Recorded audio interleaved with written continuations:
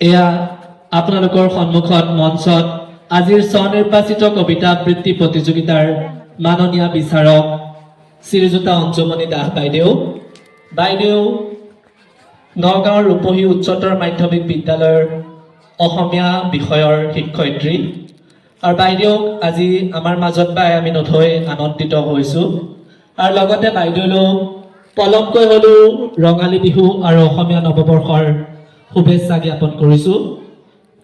Hello' বাইদেউক এখনি ফুলাম বিহুৱানেৰে বিহুৰ ওলগ জনাব আমাৰ উদযাপন কমিটিৰ সদস্য দেৱ বৰাই।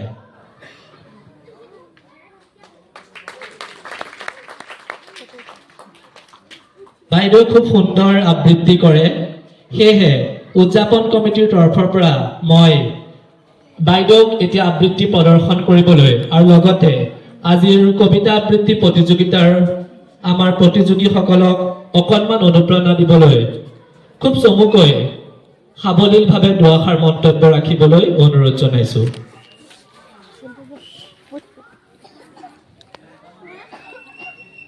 অতিকৈ চেনেহৰ মুগাৰে মুহুৰা, তাতোকৈ চেনেহৰ মাকো, তাতোকৈ চেনেহৰ বহাগৰ বিহুটি নাপাতি কেনেকৈ থাকো।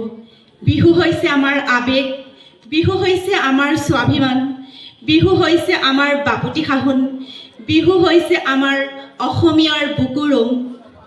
গতিকে পলমকৈ হ'লেও আপোনালোক সকলোলৈকে ৰঙালী বিহুৰ শুভেচ্ছা জ্ঞাপন কৰিলোঁ, লগতে অসমীয়া নৱবৰ্ষৰ শুভেচ্ছা জ্ঞাপন কৰিলোঁ। আজি মোক ভূটাইগাঁও গ্ৰাম্য বিকাশ যুৱ মঞ্চৰ যিসকল কৰ্মকৰ্তা, লগতে এই অনুষ্ঠানটোৰ সম্পাদক কিশোৰ হাজৰিকাই মোক আমন্ত্ৰণ কৰিছিল, তেওঁলোকক মই আন্তৰিকতাৰে ধন্যবাদ জ্ঞাপন কৰিছোঁ, কাৰণ ইমান ধুনীয়া অনুষ্ঠানটোৰ মই অংশীদাৰ হ'বলৈ পাইছোঁ। আচলতে আপোনালোক ধন্য হোৱা নাই, মইহে ধন্য হৈছোঁ। আচলতে মই যিহেতু কবিতা আবৃত্তিৰ বিচাৰক হিচাপে আহিছোঁ, ইয়াতে আৰু বহুত অভিজ্ঞ ব্যক্তি আছে, মোতকৈ বহুত তেওঁলোকে জানে, তথাপিও মই নগণ্য বিচাৰক হিচাপে যিহেতু আহিছোঁ, গতিকে মই কবিতাৰ বিষয়ে অকণমান ক'বলৈ ওলাইছোঁ। কবিতা হৈছে আমাৰ অনুভূতিৰ সাগৰ। আচলতে এই সাগৰখনৰ কোনো শেষ নাই, আদি আৰু অন্ত নাই।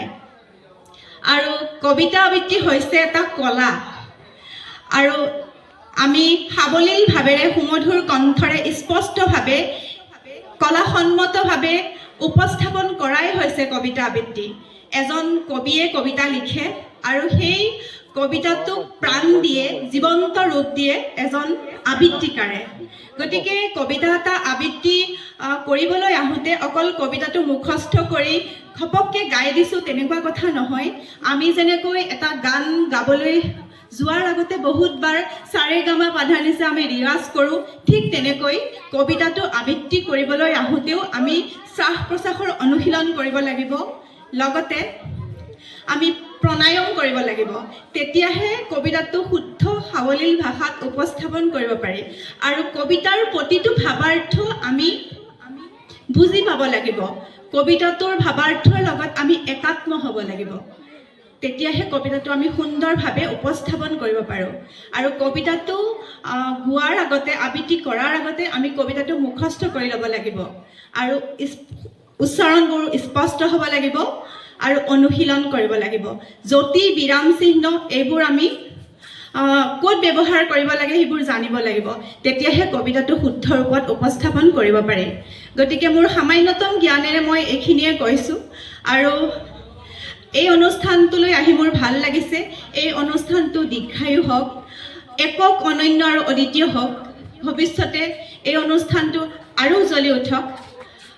মোক যিহেতু কবিতা এটা আবৃত্তি কৰিবলৈ কৈছে আমাৰ কিশোৰ হাজৰিকাই, আগতে সৰুতে ময়ো এনেকৈ মঞ্চত কবিতা আবৃত্তি কৰিছিলোঁ, কিন্তু এতিয়া মই পাহৰি গৈছোঁ। তথাপিও কৈছে যেতিয়া মই অকণমান আবৃত্তি কৰিবলৈ প্ৰয়াস কৰিছোঁ। বাৰু,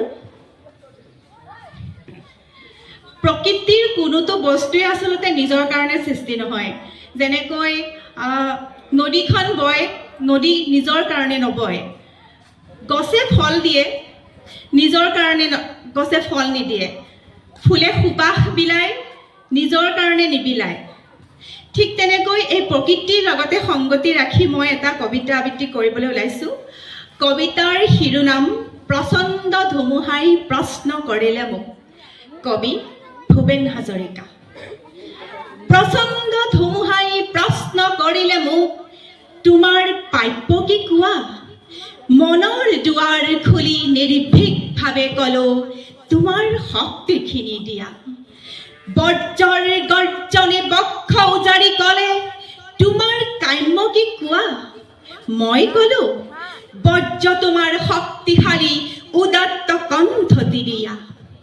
এদিন আকাশে ক'লে, জনক গীতিকাৰে, অকণি আকাশ দেখো মাগে, তুমি কি আজি বাৰু কম্পিত কণ্ঠেৰে মাগিছা সৰ্বকাশ সত্তা?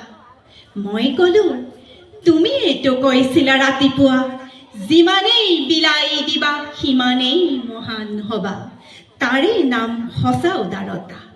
সেয়েহে আকাশ তুমি দিব যদি খুজিছাই, সংকীৰ্ণতা এৰি দিয়া, অৱদান ৰূপে তোমাৰ পূৰ্ণ বিশালতা। দিয়া যদি আজিয়েই দিয়া। মহাকাশে দিলে মোক বিশাল দৃষ্টি, ধুমুহাই দিলে মোক প্ৰচণ্ড শক্তি, বজ্ৰই দিলে মোক উদাত্ত কণ্ঠ, আৰু দিলে সাহসৰ যুক্তি। মুমূৰ্ষ মানৱক জীৱনৰ বিদ্যুৎ কিঞ্চিতো যদি দিব পাৰোঁ, আকাশ ধুমুহা আৰু বজ্ৰক তাৰ বাবে শতবাৰ প্ৰণিপাত কৰোঁ। ধন্যবাদ। এতিয়া আমি কবিতা আবৃত্তিৰ মাজলৈ ঘূৰি যাবলৈ ওলাইছোঁ, আৰু আপোনালোকে আশীৰ্বাদ কৰিব মই যাতে ধুনীয়াকৈ কবিতাৰ অনুষ্ঠানটো চলাই নিব পাৰোঁ।